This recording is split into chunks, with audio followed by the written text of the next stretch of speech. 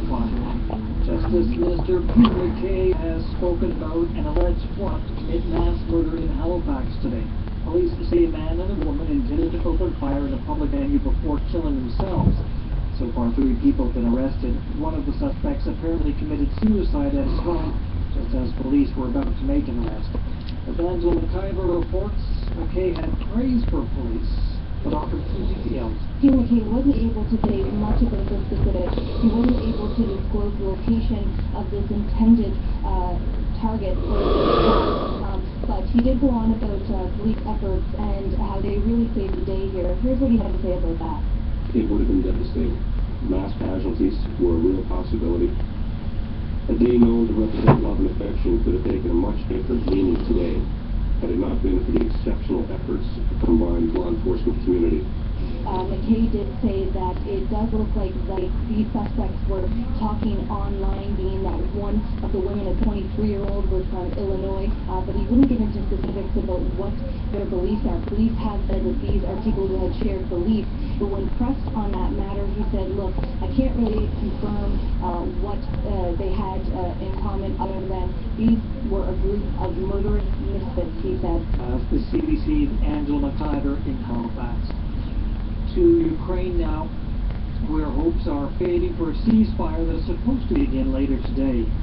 Fresh fighting has been reported in several regions in the east of the country. Dominic Velitis has the details. There is little optimism tonight ceasefire will hold. Indeed, the fighting in eastern Ukraine appears to have intensified.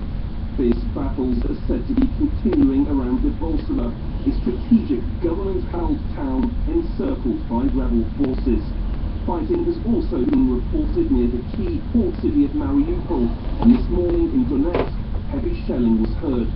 Since yesterday, it's believed more than a dozen civilians have been killed, with both sides in this conflict accusing each other of targeting residential areas.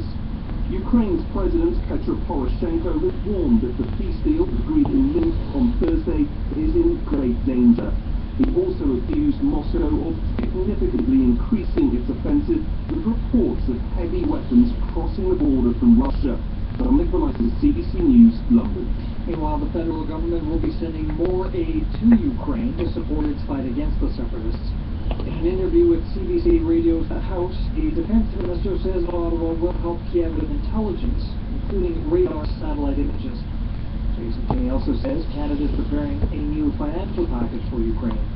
The Canadian government has already sent night vision goggles, cold weather gear, and other non-lethal aid worth about $66 million. All across the country today, thousands of people are set to march in the 25th annual Women's Memorial March. The event is to honor and remember missing and murdered Indigenous women. Started in Vancouver and has since spread to 15 cities across Canada and the U.S. Mona Woodward helped organize the march in Vancouver. Come and be there and witness the power, strength, and resilience of Aboriginal women and families in the community that comes together to show their love and respect and celebrate their spirit of those that have gone on to the spirit world. Those behind the event are also advocates for a national inquiry into missing and murdered Aboriginal women. CP Rail is just hours away from facing 2 strikes. 2 unions representing about 5,000 employees are due to walk off the job tomorrow morning. They include locomotive engineers as well as safety and maintenance workers. Among the issues, working conditions, representation, and health and safety. Negotiations are continuing today in Montreal, but the federal government has already indicated it is prepared to intervene if there is a strike. That is the CBC News to this hour.